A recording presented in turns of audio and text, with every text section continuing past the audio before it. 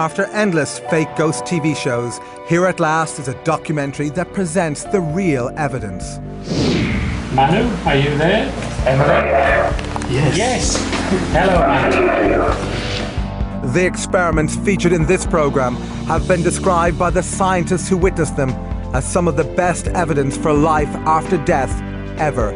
We had 1,000 hours of continuous communication with the spirit world. Be quiet, be quiet, be quiet. Marie. For 5 years, the Scole experiment continued to produce a vast range of extraordinary phenomena. More than in any other experiment in the history of the paranormal.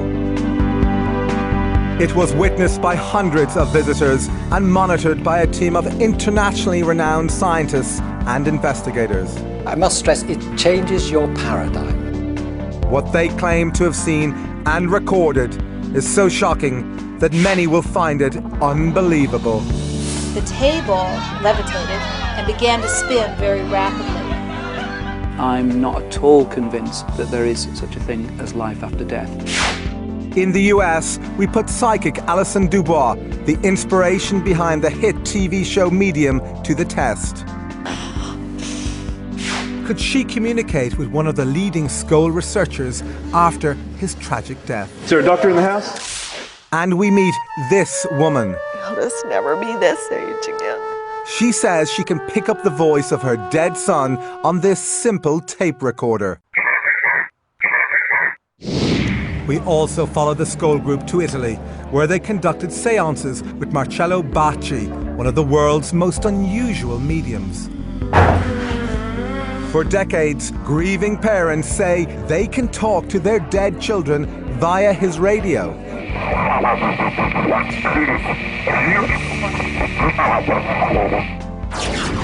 Although the experiments featured in this program provide scientific evidence for the possibility of life after death, most of the public know nothing about them.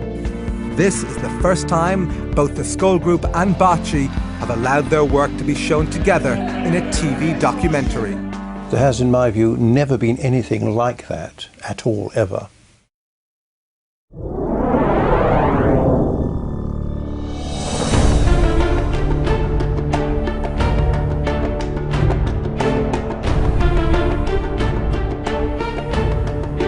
In the mid-1990s, in the tiny English village of Scole, one of the most remarkable experiments ever attempted in communication with the dead took place in the cellar of this house.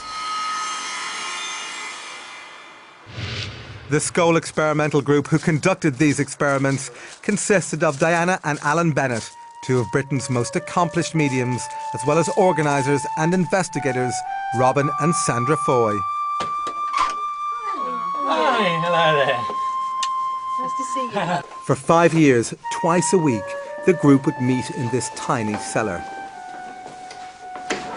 Here the Bennetts would go into trance, allowing what they say were the voices of the dead to speak through them. Yes, we hear. Somebody talking. Hello. Come on, friend. Come on, friend. We can hear you starting. But the Scole group went far beyond this, achieving spectacular results in a claimed form of spirit communication known as physical mediumship. There's a wide range of phenomena that physical mediumship over the centuries has been supposedly able to produce. Objects levitating, chairs, tables, objects in the room. Apports and teleportation, in other words, things just dropping out of nowhere. Sometimes things disappearing and reappearing. Apparent spirit hands, apparent spirit forms. Things that people can see happening. There's an effect on real objective things based on, supposedly, the communication or contact between a medium and the spirit world. The spirits are using the medium as a conduit to cause these events to happen.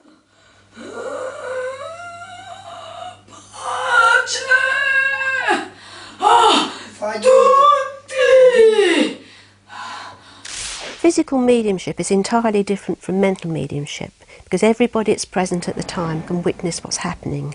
Such as if a voice comes from mid-air, everybody can hear and converse with the voice. Very nice of you to have us here. If a spirit person manifests, everybody can see what happens. I think it's fair to say that when you have sittings with physical groups as successful as the Scole group, you will see miracles. You see things which cannot be explained under normal laws of science. Trying to communicate with the dead has been a lifelong passion for Robin and Sandra Foy. Today, they are among the world's leading experts in physical mediumship. What happened here during the Scole experiment was very successful and a dramatic effort which proved conclusively to us that life goes on after we all die. Diana and Alan Bennett have also participated in physical mediumship for decades. They joined the Scole experiment in 1993. But both claim their astonishing abilities began long before this. My first discovery of being a medium was when I was a child. I used to see spirit, I used to hear things and be aware of things that other people weren't aware. When I was young, I saw spirits. Spirits that would come and show themselves to me.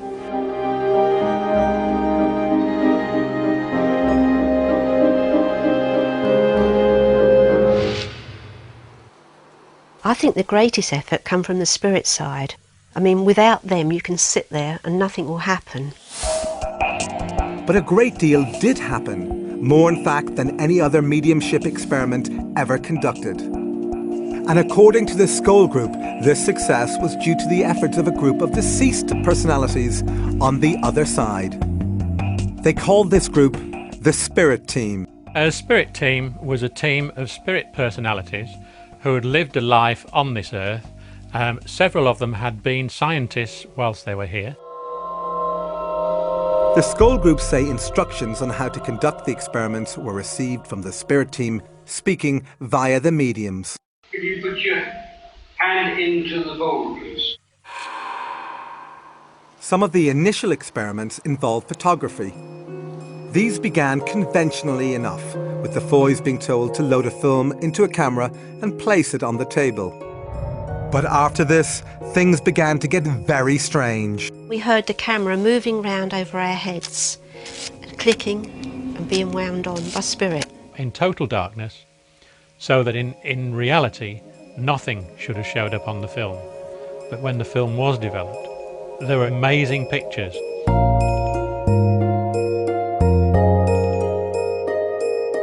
Wartime pictures of St. Paul's, of a bus that was blown apart in the Blitz. Quite amazing stuff.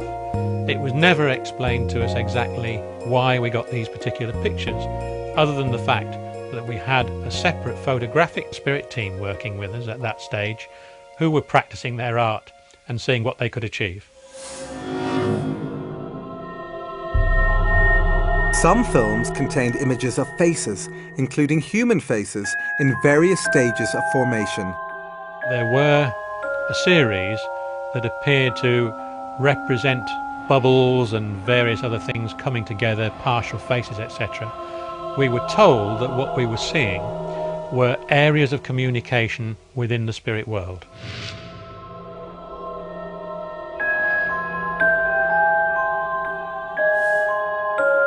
The Scole group believed these faces were images of deceased people, which were somehow projected from the other side. To them, this theory was confirmed with the appearance on another Scole film of this blurry profile. Communicators through the mediums informed them that it belonged to a man named Kingsley Fairbridge, who had died in 1924.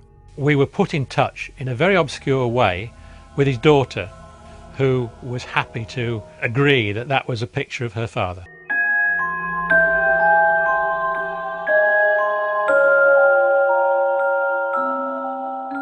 In the next experiments, the Scole group say they were able to create these images not only in total darkness, but without the use of a camera. We were asked by the spirit team to put a totally unopened Polaroid 35mm film just in its plastic container.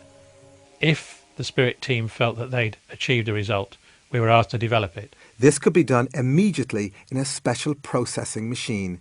You can imagine our surprise when we brought this film up, they'd never been opened, put it through the processor and viewed it, and there was images and faces and writing. How do you explain it was there, you know? In order to counter accusations that they faked these images, the group invited independent investigators to select the films. I checked the box, which was factory sealed, identifiable by the glue marks. He then broke the seal, signed the plastic film container and carried it into the session where it remained on the table. But could it have been switched? I'm 100% certain that the film I selected was the same film that was returned to me at the end of the session. The film was immediately processed in front of him. Halfway along the film, we could see a Latin statement. The Spirit team had said that they'd worked on the film, and lo and behold, there it was.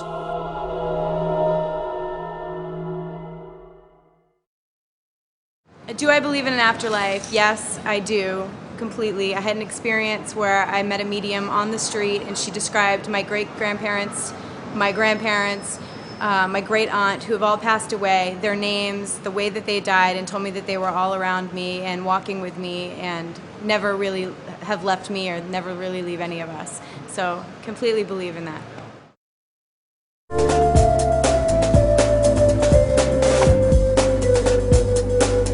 News of the remarkable events at Scole reached Italy, where the Scole group travelled to meet one of the world's most unusual mediums.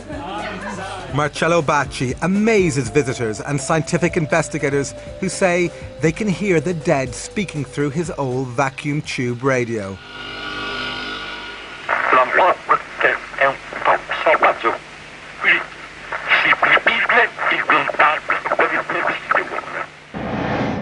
This extremely rare form of mediumship is also called direct radio voice, or DRV, and is virtually unknown to the public.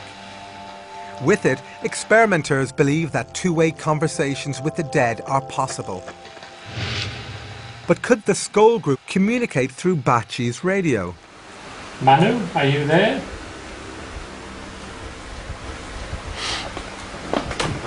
Emily? Yes. Yes. Hello, Manu. Thank you, Manu. After this, scientist Harry Oldfield, a colleague of the Scole group, attempts further communication. We would like to ask the question of the appearance of your space. I can't really answer that. Can you tell something about Scole? Did I appear to be aware of what I'm doing in direct contact with them? Thank you. Will the work progress? Certainly. Thank you. This is what I needed to know. Experts say that Bacci's ability to invite the spirits to speak through his radio is usually so reliable he conducts regular sessions. This seems highly improbable, but these grieving parents don't think so. The walls are littered with pictures of dead loved ones. Parents clearly recognize the voices as belonging to their departed children.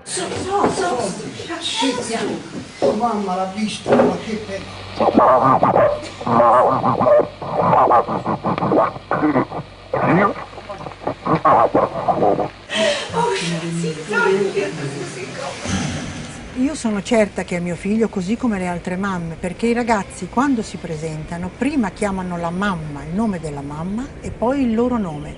A parte poi che la voce è quella di mio figlio, l'ho già detto, quindi è inutile che lo ridica. Da non dimenticare, tuo figlio, ti do rispettato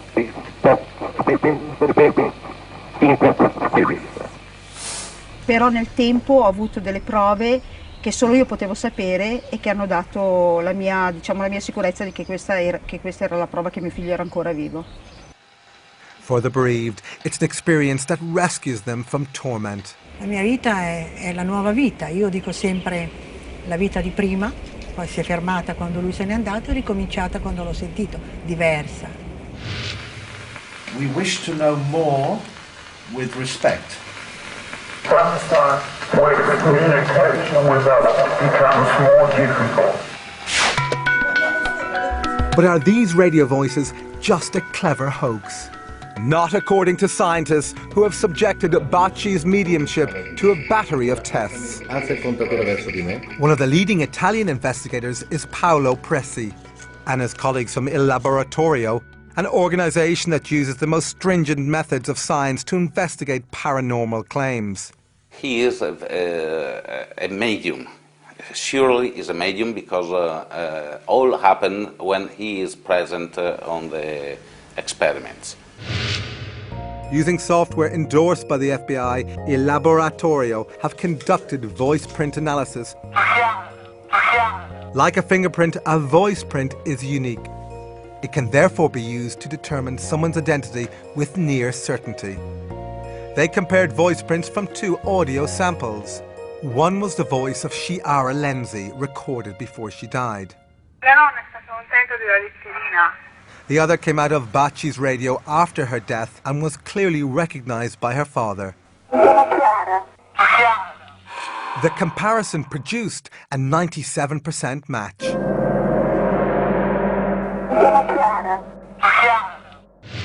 Despite this startling evidence, skeptics claim that the voices could be faked by transmitting them from a remote location. But Dr. Emanuele Toriello, who has been investigating Bacci for decades, believes this is impossible. Dr. Toriello was present during key scientific experiments that, he says, eliminated any possibility of remote transmission. One of the first of these experiments involved putting Bacci's radio inside a special device that shields it from all radio signals. Yet still, the voices continued. We couldn't be more excited.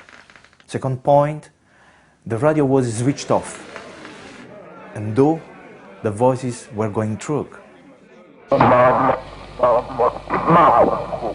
The third and main point, that the tube or the valves of the radio were totally removed. Still the voice were going through. So you tell me how is possible? Thank you for all your hard work.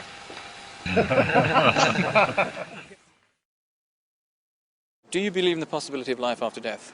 No, I believe in a long, long sleep, baby. Back at Scole, the phenomena were continuing to progress. Nearly all of them took place in this tiny brick cellar, affectionately called the Scole hole. It was here that the 2 mediums would go into trance, allowing what they say were deceased personalities to take over their bodies. Hello. But just how difficult was it to summon the departed? I think possibly we sat about twice a week for a year before we really got anything significant happen, just minor phenomena up to then. But the group's determination and patience paid off. By 1995, visitors were reporting that the Scole hole was alive with extraordinary phenomena.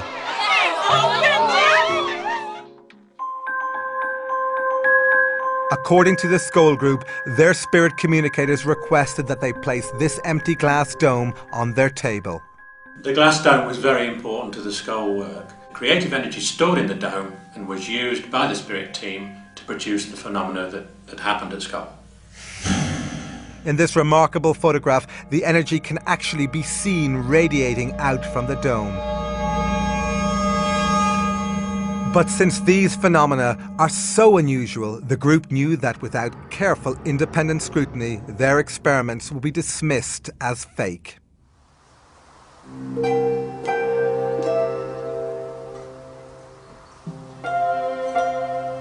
Therefore, the group allowed their experiments to be monitored by a team of scientists and paranormal investigators from the Society for Psychical Research, or SPR, based in London. For over a century, the SPR has specialised in examining paranormal phenomena in an unbiased and scientific way. Among its members have been some of Britain's most accomplished scientists, including a dozen Nobel laureates. Its investigators have exposed many fake mediums. They are not easily fooled. One of the leading researchers into Scole was veteran SPR member Montague Keane. Initially, we were all pretty sceptical because what had been claimed seemed so way out. Another key researcher was Dr. Arthur Ellison, an emeritus professor of electrical engineering and a former president of the SPR. No scientist of any kind would ever say that anything could not possibly happen. The third principal investigator was research psychologist Dr. David Fontana. Professor Fontana is one of the world's most respected paranormal investigators. Paranormal is that mysterious area behind the seen and the known world. And since most of the world is unseen and unknown, and most of the world is full of mystery, for me it's a fascinating and absorbing area. To preclude the possibility of fraud, these scientists were allowed to inspect the cellar and all its contents before and after sessions. All participants had to empty their pockets and leave their belongings outside. The cellar had only one entrance, and this door was kept locked during all sessions. Despite these precautions, the incredible events at Scole continued unabated, and the SPR investigators reported what they saw in graphic terms. We saw coloured lights, we saw materializations, we had direct voices, that is, spirit voices talking from the air. We were touched by the spirits. We saw a whole range of phenomena which could not be mistaken by three investigators such as ourselves. In the spirit of openness, the Scole group allowed more investigators to scrutinise their sessions. These included leading scientists from several disciplines, even a professional magician. One of the scientists was the internationally renowned biologist and author, Dr. Rupert Sheldrake. Science has done very little to investigate the afterlife or reincarnation. Most materialists assume that both of them are impossible. So there's a kind of dogmatic denial by some scientists of the possibility of these things. But I wouldn't say that was a scientific understanding. I would say that was a dogmatic, ideologically motivated dismissal. The only way to have a scientific understanding is to do the research. We had a number of different professors of different disciplines to come, and sometimes they could test their expertise against the expertise on the other side. For example, Professor Archie Roy, who's an astronomer and specialises in the movement of celestial bodies, had a discussion with the other side about celestial mechanics. And he said afterwards that he thought there were only about half a dozen people in the country who would know exactly what they were talking about. Such evidence is gold dust to researchers, as it is unlikely to have been fabricated by the mediums who possess no academic training in this area. Although the scientists found this sort of evidence impressive, they still needed to eliminate any possibility of fraud taking place under the cover of darkness. Therefore, the Scole group devised several controls to help eliminate this possibility. One of these controls involved all participants wearing luminous wristbands. These bands were attached with Velcro, so they could not be removed without attracting attention. They also requested the use of night vision equipment.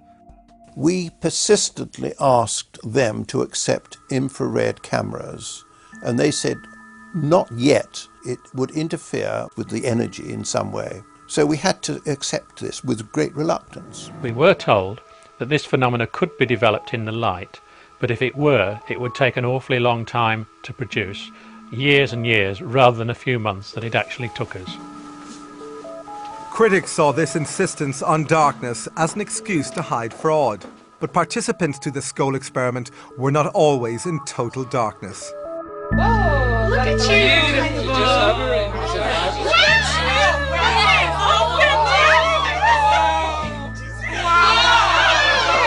There were various shapes, generally like a pea-sized light, and it had substance. They would come and sit on your hand, you could feel them. They were intelligently directed and intelligently moving, and would be responsive to our wishes, whether expressed or silent. The gyrations were sometimes so rapid that it almost left like a circle of light going over here and over there. Sometimes two lights would appear and just stare at me within inches of my eyes. I thought at first that the lights must be small light-emitting diodes suspended on the end of nylon fishing line. Then suddenly a light would start to do a tap dance on the table, bouncing up and down on the table, and you could hear it click as it rebounded from the table, and suddenly it went pop, went through the table and came out the other side. Now, no nylon fishing line explanation would account for it going through an apparently solid, well, it was a solid object, a table. The lights also had another rather strange trick up their sleeve, if I may talk about lights as having sleeves, and that was to pass through bodies. I was actually used as a guinea pig in the early days to see how it felt and to develop the phenomena. And this light would actually enter through my chest, and then 3 minutes later it would probably pop out of the arm or something and disappear across the room. This was being developed to produce a healing phenomena. I have this bad knee, and at one point we had a light that was moving around the room and rested on my knee for a minute and suddenly moved inside my knee. Yeah, she just went into my bad knee.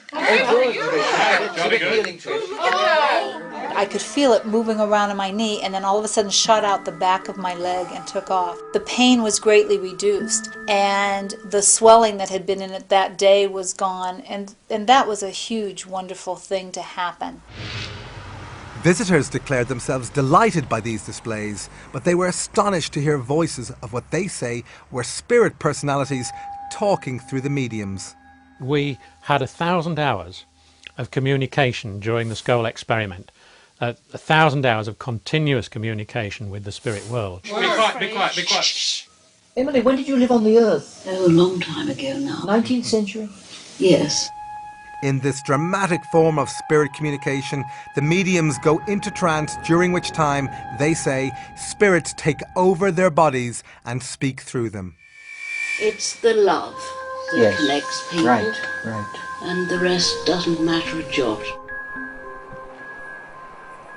So what's it like to supposedly talk to the dead in this way? It becomes very natural, and actually talking to somebody who is deceased, if you like, is a natural thing, purely and simply because it's the same as you talking to me here in this room at this very moment. There's no difference other than the fact that we are aware that they're no longer in this world. And not be frightened in any way. But could the mediums have just been acting? The researchers didn't think so. The voices were quite different from those of the mediums themselves, and the personalities behind the voices were not only quite different, but were very consistent. Even the accents were. But it wasn't just the consistency of the accents that impressed the researchers. They reported that the personalities also remembered every detail of all conversations spoken to visitors over a 5-year period. Add to those skills the ability to read minds. This apparently occurred when a female spirit spoke to the group. She would tell us what was going to happen. She would comment on what we were doing and sometimes what we were thinking. She would answer our questions quite frequently before we had actually asked them, which was quite embarrassing sometimes. Thank you for your warm appreciation of what we're trying to do. This communicator identified herself as the spirit of a Mrs. Emily Bradshaw. And Mrs. Bradshaw, who was a very commanding figure, a lady of the upper class Victorian or Edwardian lady, or she sounded like that. We continue from our side of life to influence people still in the body. But what evidence was there that these voices were really from the deceased?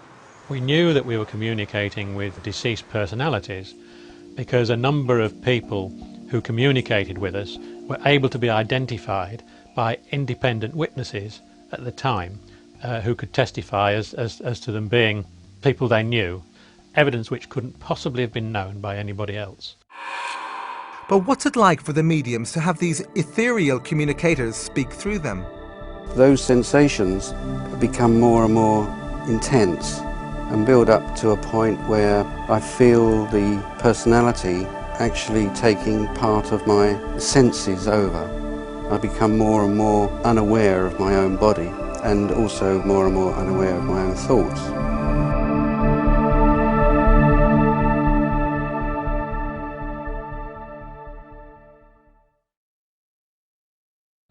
My mother died about 1.5 years before my father did, and 3 days before my father died, he saw a vision of my mother and was very disturbed when she suddenly disappeared. And I believe that his death coincided with that vision of her and wanting to see her again.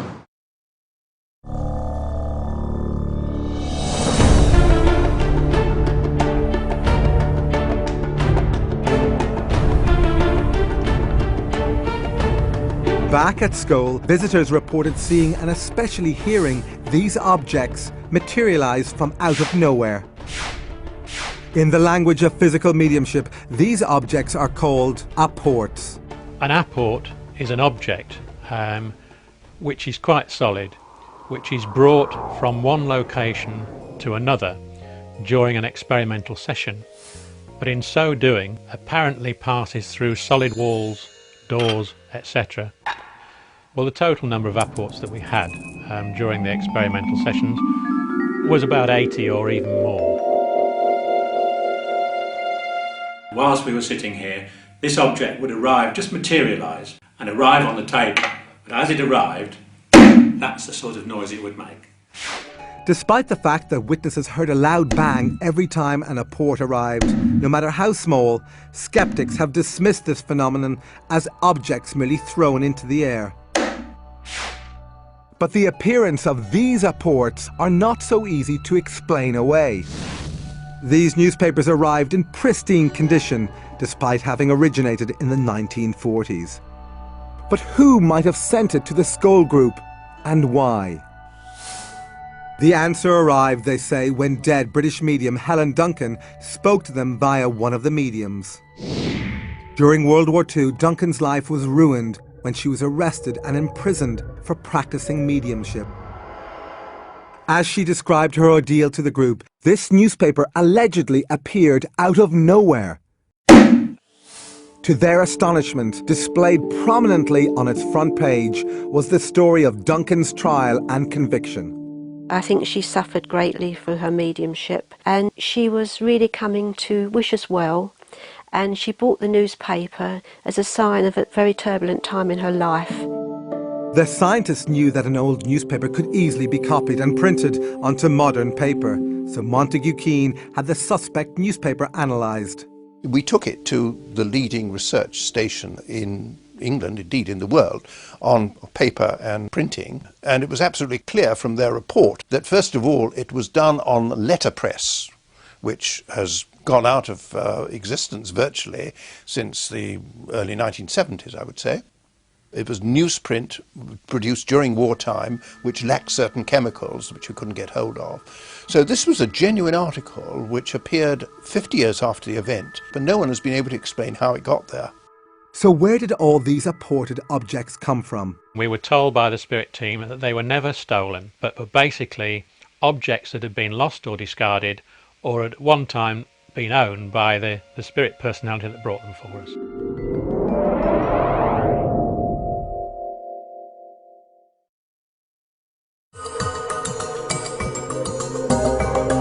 Back in Italy, we were given unique access to film one of Bacci's private seances.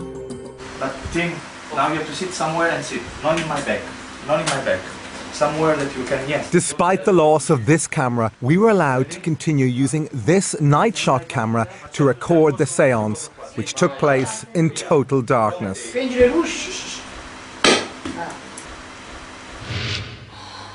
As the seance progressed, the medium went into trance.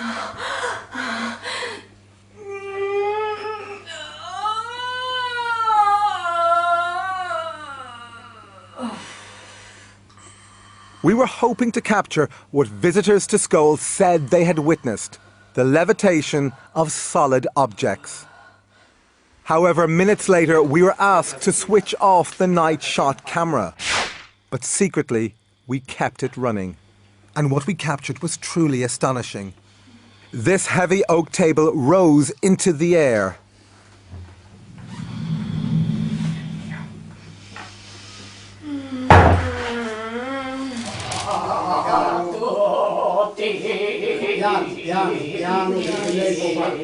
But levitations were not the only phenomena we witnessed during these seances. Like the Scole experiment, visitors to Baci's centre say they have received apported objects. This woman is one of them. Questo è un apporto che ho ricevuto al centro Baci. Al centro Baci succedono spesso queste cose ed è incredibile. Uno potrebbe dire le hanno messi là, se lo sono inventati, ma non è così, perché chi l'ha vissuto sa che questo è vero. Once again, we were permitted to use night shot cameras in the hope of capturing the arrival of an apport.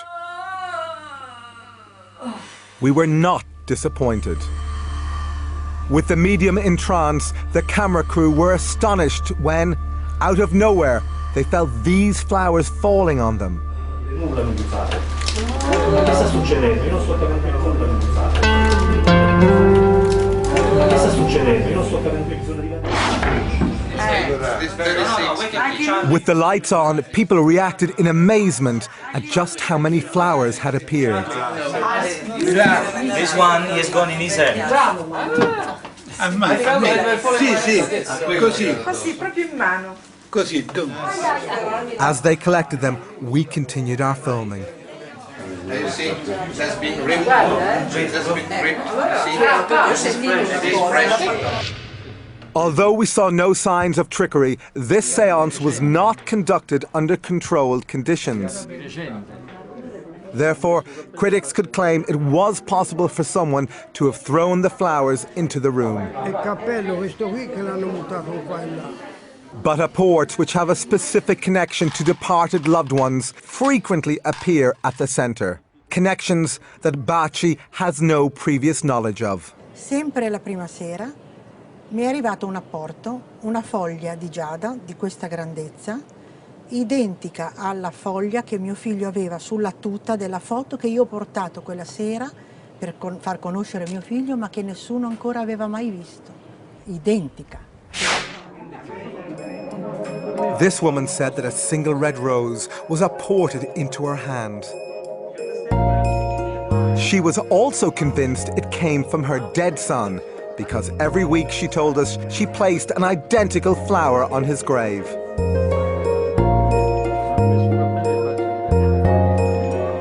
As impossible as it sounds, could this rose really have been sent from the other side?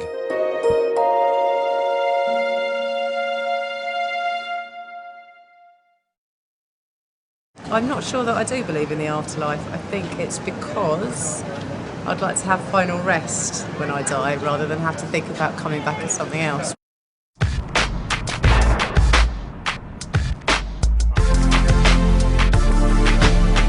Back at Scole, the phenomena were continuing to progress. The scientists were about to experience something even more shocking. Another thing that happened was that a hand materialized and sort of glowed. And there was this disembodied hand floating around. When I told some of my friends about it, they said it sounded just like the Addams family. And I commented to the medium, I said, oh, I can see a disembodied hand. And she said, it's not disembodied. This was Mrs. Bradshaw, who was speaking through one of the mediums. And I said, you mean there's an invisible body attached? And she said, precisely. And then she said, would you like it to touch you? And I said, yes. So she said, well, ask it. So I said, hand, will you touch me? And so the hand went round behind me and it tapped me on the shoulder. But could these hands have been hoaxed? This visitor who felt the truncated length of a disembodied arm didn't think so. And I was so startled, I moved my hand and it traveled right up a sleeve. There was a sleeve, like a cotton sleeve, very much like this, right up to the shoulder, and then it just stopped. There was nothing beyond where the shoulder would have been. It was a really amazing experience. See the hand? Oh, yes, yes, oh, yes. You see the hand? Yes, the hand. Finger pointing. Straight to the finger to point. Finger pointing on the hand. Oh, I see it, yes. Sometimes we would be touched by these hands. Sometimes we would invite them to touch us. Sometimes they would touch us on our knees, let's say, or on our feet, which, as it was a fraud-proof table, were inaccessible to the mediums themselves. So what's it like to touch one of these spirit hands? It felt cool, but not cold. It didn't feel clammy, it didn't feel slimy. It felt like a normal human hand, and it grasped my hand firmly. The unseen communicators told the scientists that they usually materialized a hand or an arm because it was easier than materializing a full body. But some cases of full bodies being materialized were reported.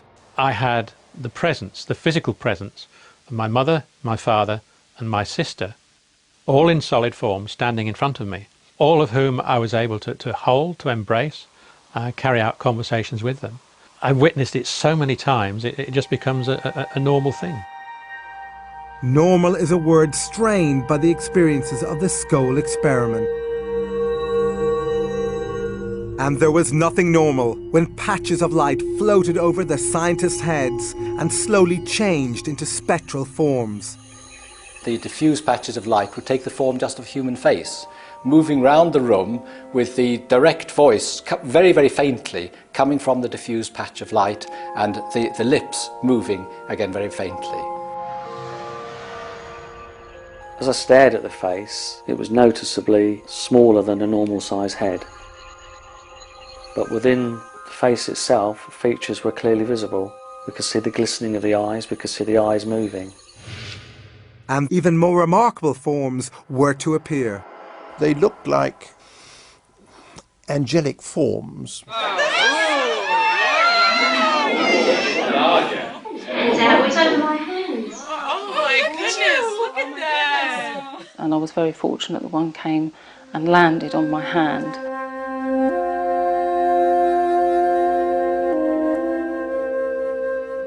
And just the energy that you felt from it when it connected with you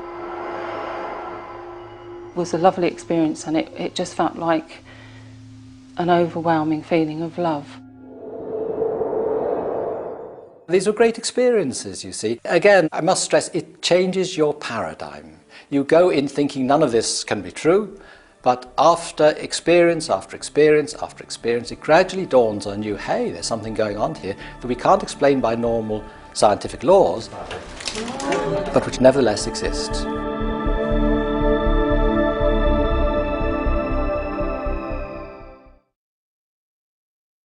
Years ago, I was staying in this very old inn, and I actually saw somebody come out from the wall and walk through and just disappear again. And I just believe there are people that are trapped between here and the next world.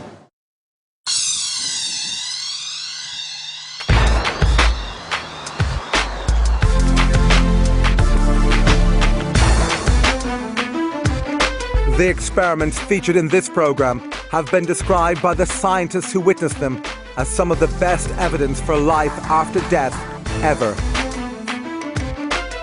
After 2 years of intense effort, the Scole experiment began to produce more phenomena than in any mediumship experiment in the history of the paranormal. Their initial claims were that they were in contact with a group of deceased entities who were producing, with their help, a number of pictures of either deceased persons or strips of films, which they claimed to be produced without any cameras and in the dark. To eliminate any possibility of hoaxing, the scientists brought their own film and locked it in a specially designed security box. The box was held in the hands of the investigators so that no one could get at it. And then immediately afterwards, we would take it out of the box ourselves so that no one else touched it, and then develop it ourselves in a special machine. Despite all these precautions, the experiments continued to produce the incredible images seen here.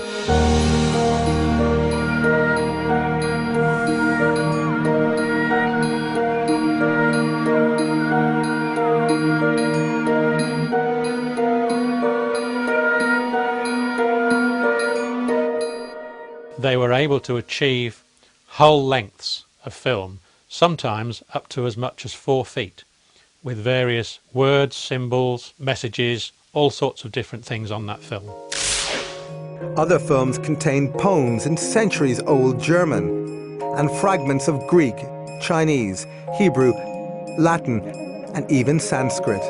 The Scole group were ordinary people with no knowledge of these languages.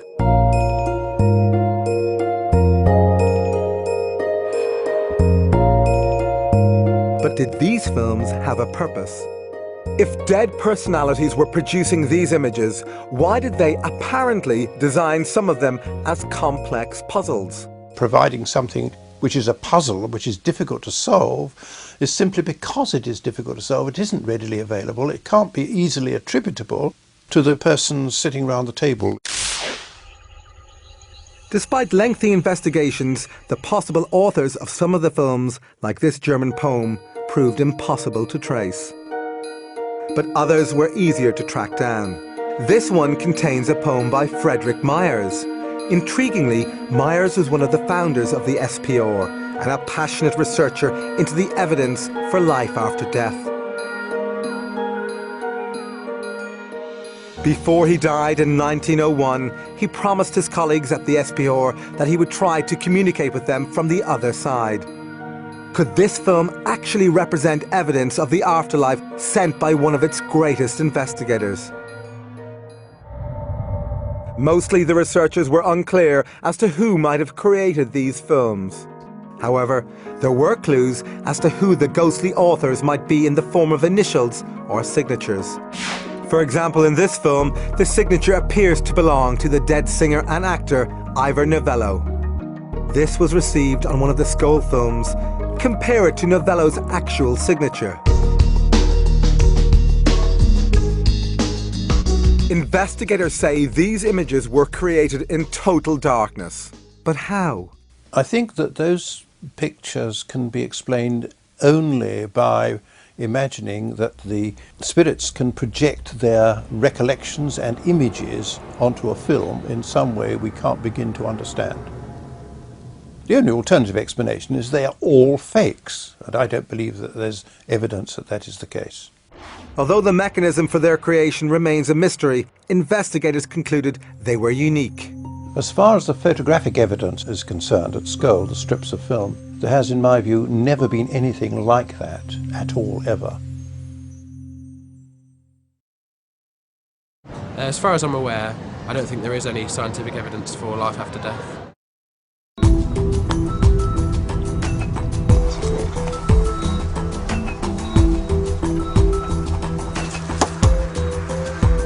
Spurred on by the photographic experiments, the Scole group began a series of video experiments called Project Alice, after Alice through the looking glass. Their ambition was nothing less than to try and capture moving images sent from the spirit world. The Scole group insists that instructions on how to position the camera and mirrors came from their spirit communicators. They were told to set up a video camera in the dark cellar, aim it at a pair of mirrors so that it could only film its own viewfinder. While it was recording, nothing unusual was seen. But when the tape was played back, these remarkable pictures appeared. We had images on the video, sometimes of what looked like a tunnel of light. Other times spirit faces were coming towards us. Sometimes what appeared to be a doorway moving.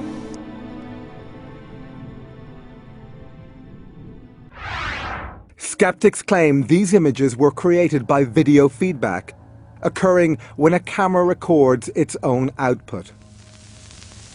But scientists have ruled this out. Video feedback doesn't produce this kind of result.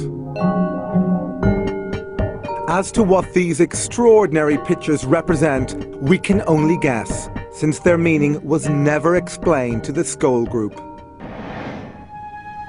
This video, also totally unexplained, appears to be a ghostly face with moving eyes. Later, a few video experiments were attempted in full light. Again, nothing unusual was seen during the recording. However, on playback, this unworldly figure appeared.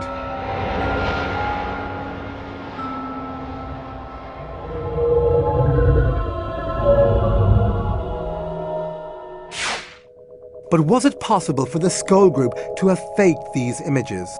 Not according to the investigator who monitored these experiments, Swiss lawyer and businessman Dr. Hans Scher.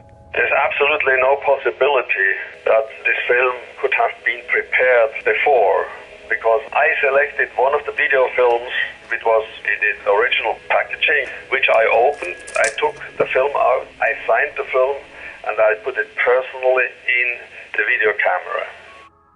He inserted it into the camera. We never touched at any stage the camera or the film. When we played the film, it showed at the beginning a number of bubbles of various colors.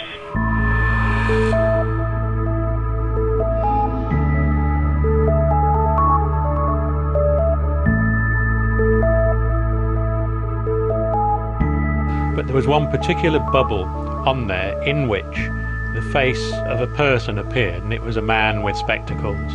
Although Dr. Scher did not recognize this face, the Scole group thought it might have belonged to someone who was trying to communicate with him from the afterlife.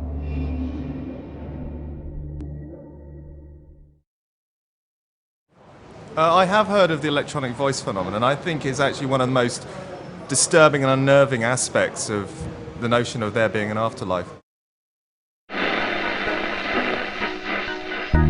Attempting to capture spirit voices via technical devices like radios and tape recorders has a long tradition that goes back to the last century.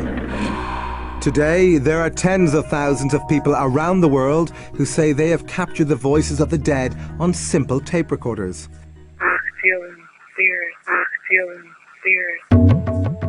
This is known as the electronic voice phenomena, or EVP, and was recently popularized in the Hollywood blockbuster White Noise.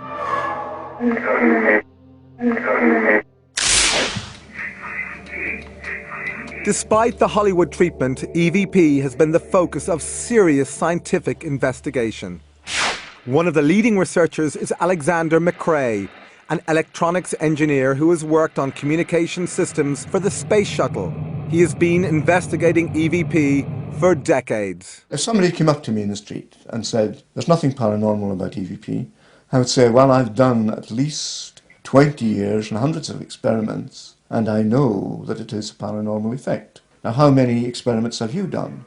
But skeptics insist that EVP is nothing more than the random pickup of broadcast signals like radio and TV. To test this theory, McRae tried to obtain EVP inside a laboratory that was fully shielded against radio and sound waves. This meant it was impossible to pick up any stray broadcast signals. So inside the laboratory you couldn't pick up anything, but yet the device still produced voices. Although this audio sample is hard to understand, the very fact it was recorded defies all known laws of science. One experimenter of EVP is Vicky Talbot, who lost her son Braden in a boating accident in 2001. Okay, I'm coming down into Wildcat Cove right now, which is the cove that my son departed from and did not return. Ever since then, she says she can record and recognize his voice using this digital recorder. Well, that's Braden. What has really convinced me is the way he speaks, the stress, the intonation. Sometimes he sounds exactly as he did in life. Happy New Year. He will use certain phrases that we used to use. He will say certain things that will identify himself as the person that he was in life. I am convinced, personally, that I am communicating with my son. Like visitors to Scole and to Bachi's centre, EVP practitioners find comfort in the belief that they can still communicate with loved ones. But even this conviction can't make up for the unbearable burden of losing a child. These just make me want to cry, just looking at him. He'll just never be this age again or do that again. What matters is the love that you have for your family.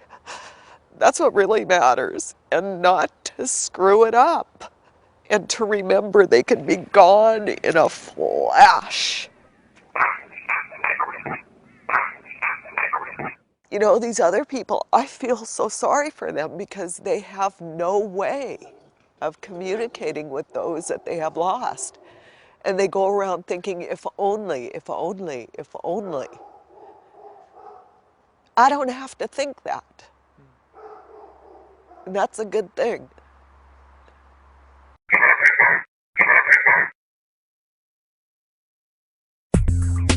Although EVP provides some comfort to the bereaved, practitioners say that the voices are often unclear, always one way, and frustratingly short.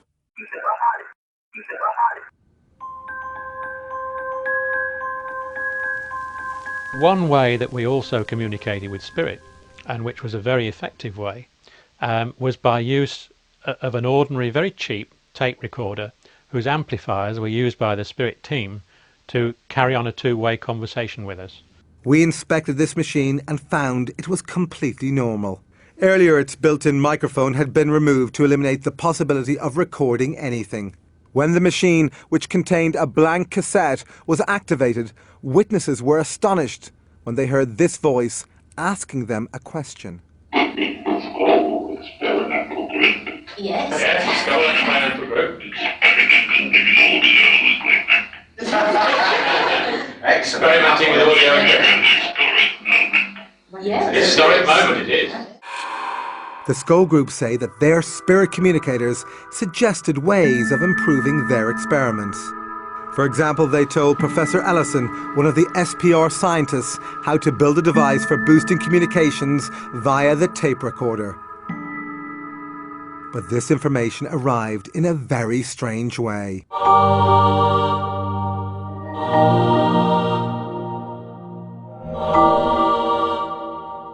These images appeared after an unexposed film locked in the security box was later processed by the scientists. The scientists speculated about who was providing this technical information. Then initials at the end of the film seemed to have solved this mystery. I wrote to the Edison Memorial people in America, and they sent me a copy of one of his letters which contained his initials, which looked almost identical to the signature on this film. This matching set of initials convinced the researchers it was Thomas Edison providing this information. Not only was Edison the world's most famous inventor, he also had an enormous interest in the possibility of an afterlife. His intention to build a machine that could communicate with the dead made headlines around the world, but he died before being able to build it. Is it possible that through the Scole Group, he finally achieved this aim? My understanding of life after death is what we've done here, the way we've affected people about us and things that we do, and it lives on through them.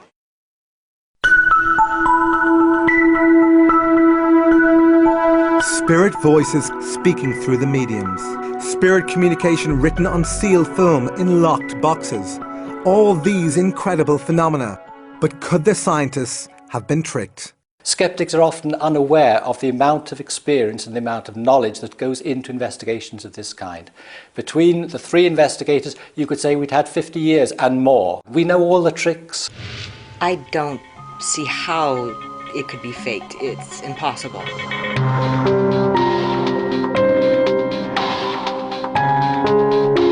Nevertheless, was it possible for the Scole Group to have perpetrated a massive hoax? These things are so extraordinary that when one tells them to people who've not had the experiences themselves, they think, oh, it must be trickery. And the challenge then always is, okay, you duplicate it. But so far, no one has been able to do this. Nevertheless, critics still claim that the events at Scole were produced by the kinds of conjuring tricks used by stage magicians and entertainers. You find them You found them in this manner, like this, you see. Because professional magicians learn all the skills of illusion and misdirection, Be genuine. I'm not going to show you how it's done, because if I showed you how it was done, you'd tell everybody else. they are also well qualified to detect this type of fraud. Hey, presto. With that in mind, James Webster was invited to scrutinise a number of Scole sessions. Webster is a member of the Magic Circle in Britain and has been a professional magician for over 40 years. Well, I had an opportunity to view the cellar. I could see no magic props or anything which made me feel inclined to think there was any hoaxing or trickery. But could he replicate the events at Scole? I could not do it myself as a professional magician. And I don't believe in any magician that I knew could do even the lighting, let alone the other phenomena that I witnessed. Any one of those in the cellar, I'd say they were wasting their time doing this here for nothing, when they could be earning $1 million out there on the stage.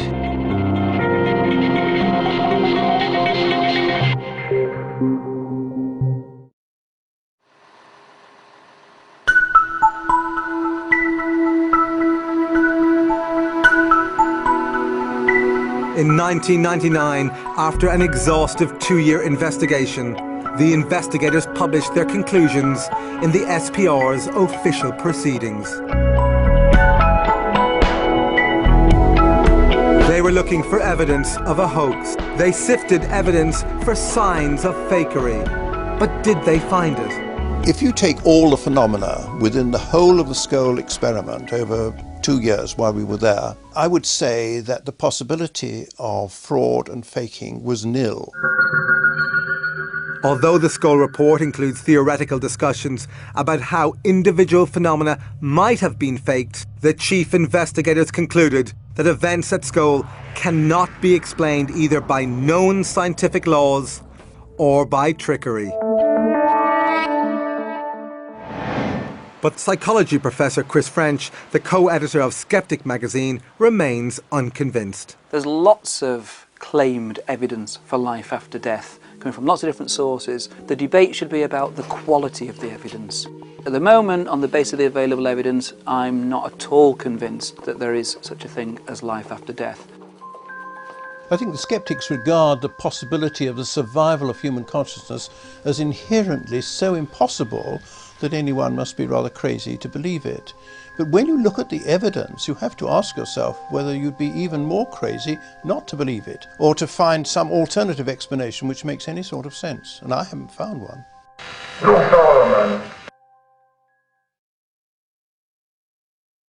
When we die, we go into another world. A lot of worlds. 3,665 worlds. How can you be so specific? Because I read it in the Bible. News of the amazing events at Scole spread around the world. In 1997, they were invited to hold sessions in 4 European countries and the United States. Some of the most successful sessions occurred in the Los Angeles home of Brian Hurst. We wanted to see whether it could also take place so many thousands of miles away from Scole, here in Southern California. Hurst's converted garage was the venue for 8 sessions. As many as 30 people attended each one. Oh, hi! Hello, Cynthia. Hi, nice how to are see you? you. Great. Before each session, investigators carefully inspected the room. Many people went in at different times before the sessions, and there was no paraphernalia. There was nothing hidden there at all. Despite being interviewed a decade after the Scole experiment, these witnesses are still profoundly moved by what they saw.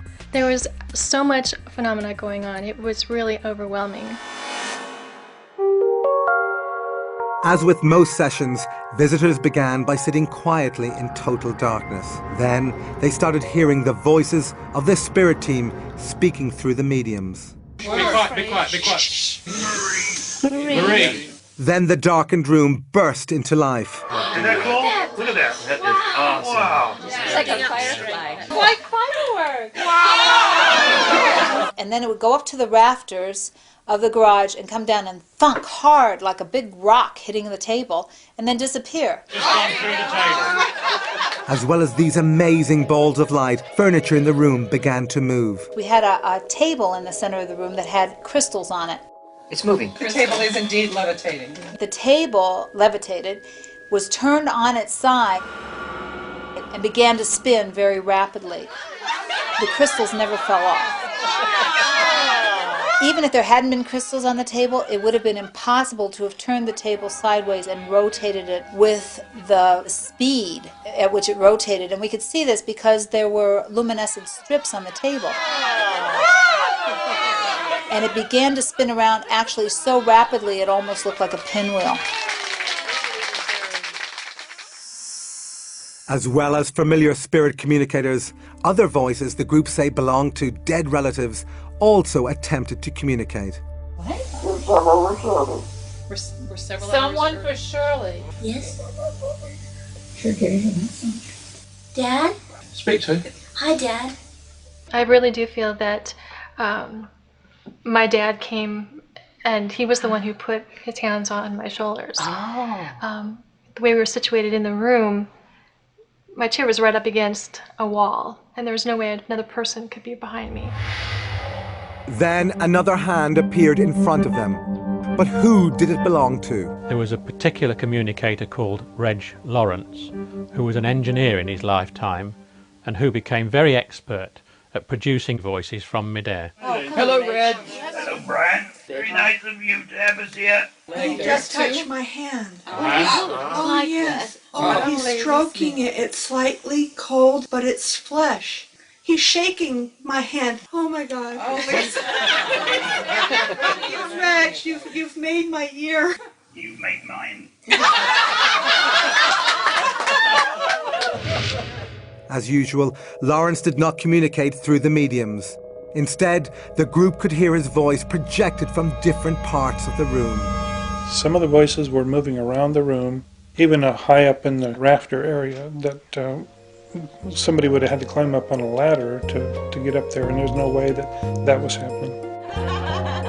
The spirit team also came to be regarded as healers by the participants. Has it gone inside you, that light? It's in my chest right now. So it's right there around my heart, and I have a little bit of a heart problem.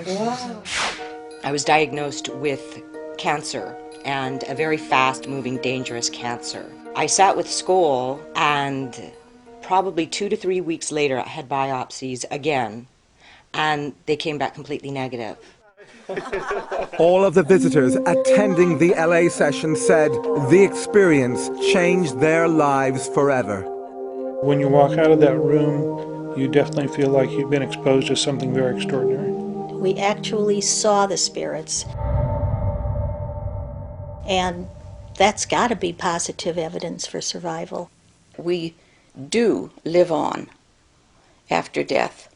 They certainly proved that to us that night. Being survived in Auschwitz, and also my parents were killed in Auschwitz, including my 11-year-old brother, who was killed on arrival with my parents, and I just cannot accept it that that should be the end of them.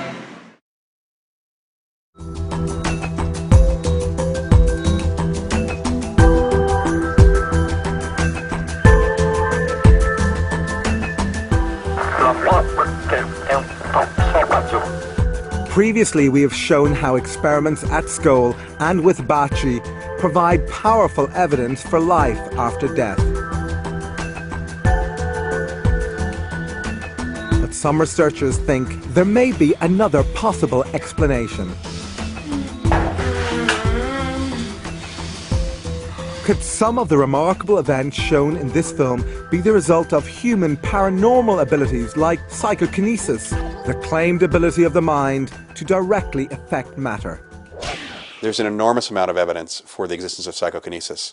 In the laboratory, we're talking mainly about the evidence of human consciousness on random number generators and very small events that can be totally controlled. There is clear evidence that people can affect things. One of the most famous practitioners of psychokinesis, or PK, was a Russian housewife called Nina Kulagina.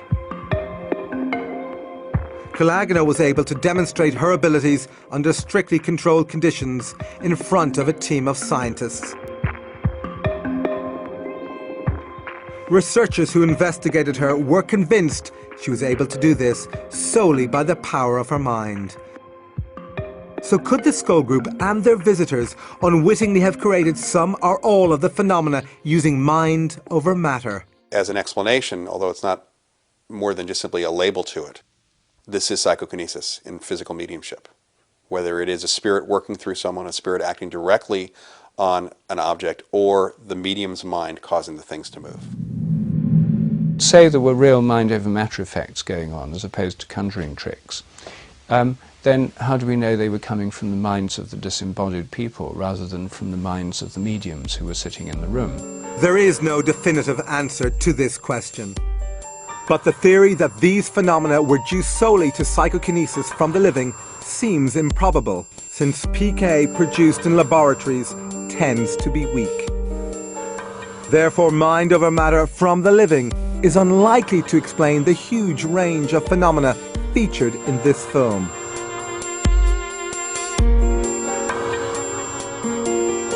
Emily, when did you live on the Earth? Oh, a long time ago now. 19th century? Yes. We simply have a number of clues of information which was extremely unlikely to have derived from the subconscious mind or the conscious mind of the medium. And the more impressive those are, the less likely it is that you can say that this is an aspect of mediumship. And the more likely it is, it's an aspect of discarnate communication.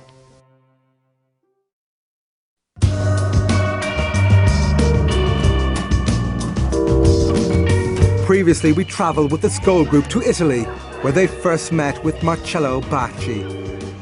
They say they were able to talk to the spirits via his radio. Come on, who's this? Come on here. Time stream. But when the Scole group visited Bacci in a later session, he was having problems. For months, hundreds of people who came from around the world in the hope of hearing their dead loved ones were bitterly disappointed. All they heard was static. Bacci was depressed. He feared he had lost his unique talent. Then, in an extraordinary piece of luck, as our cameras rolled in an interview with Bacci, the radio, which had been silent for so long, burst into life. Chiudete tutto! Cosa del cammin da radio? Del cammin da radio.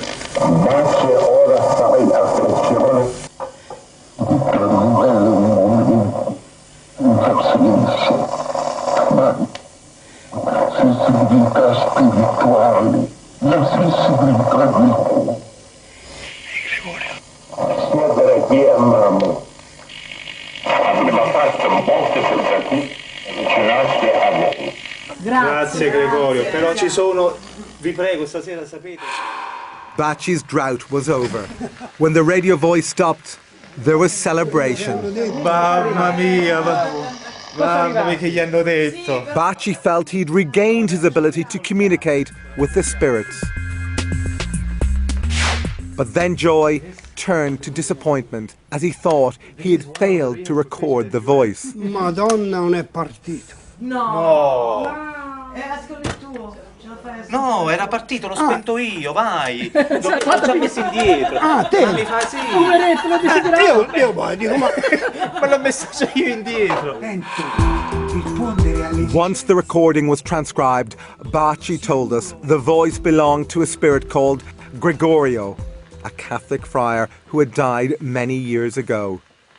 Later, independent researcher Dr. Toriello read the last part of this ghostly message. Man, he passed his time just deceiving himself, okay?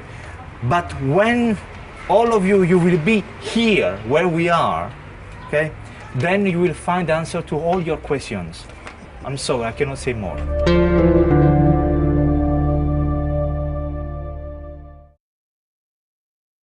We do look down on our friends and loved ones after we die, until such time as we move on to some other dimension.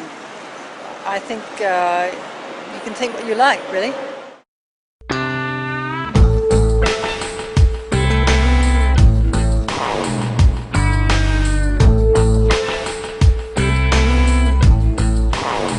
Despite the evidence from Scole and Bacci, most scientists still refuse to even consider the possibility that consciousness might survive death. Dr. Rupert Sheldrake, the internationally renowned biologist and Scole investigator, offers an explanation. There's a dominant materialism in science that grew up in the 19th century. It's become part of the culture of science, but it's really a dogmatic belief system rather than a testable theory. What this means is that scientists have become completely focused on the things they can both measure and replicate in labs. Within science, based on a materialist point of view, the mind is the brain. So anything that suggests the mind might be more than the brain goes against the theory, and therefore most scientists don't want to know about it. Another prominent scientist not convinced that consciousness is solely the result of brain activity is Dr. Charles Tart. But that's just a small part of the spectrum. Dr. Tart is Emeritus Professor of Psychology at the University of California and a leading researcher into the evidence for life after death. The idea that survival of bodily death is impossible and that we're nothing but our brains and bodies is really a function of an outmoded view in science, a Newtonian worldview. Now, the Newtonian worldview works very well for everyday events, but one of the most interesting things about modern science, especially when you look at stuff like quantum theory, is that the world is far more mysterious than we think.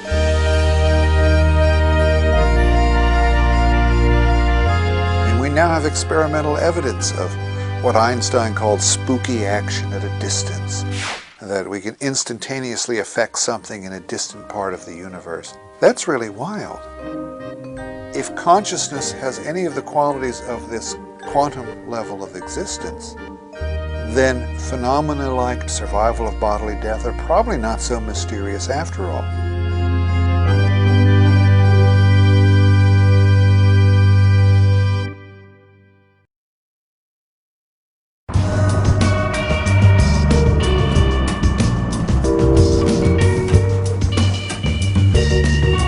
But could quantum theory explain one of the most shocking experiments conducted at Scole?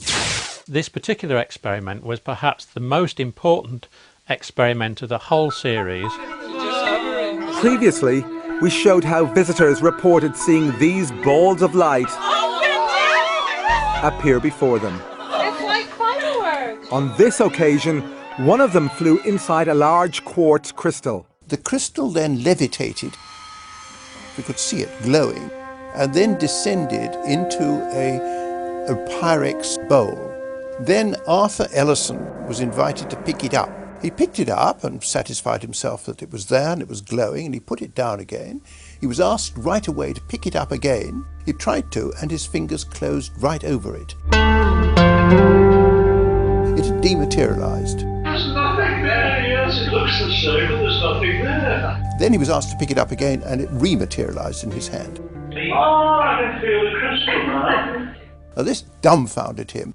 This is what finally convinced him that this was real, because it couldn't have been faked in any way. And he had his head right over the top of the bowl in order to ensure that no hand or no instrument could interfere with it. Of course, we were totally amazed by this. Things do not materialize and dematerialize. This is against all the laws of nature. We are trained scientists, of course. We know how the world behaves, and it doesn't behave like that. Well, you really think what we're experiencing now? Yes, it's amazing. Miracle, yes. But what does this remarkable demonstration tell us about what might happen after death? The spirit team told us that the experiment with the crystal in the bowl gave a good example of what happened when we die, in that the essence of the crystal remained even when the physical part of the crystal had been removed. Our bodies represent the physical part, but the essence of ourselves remains the same. This, if you like, can be termed the soul.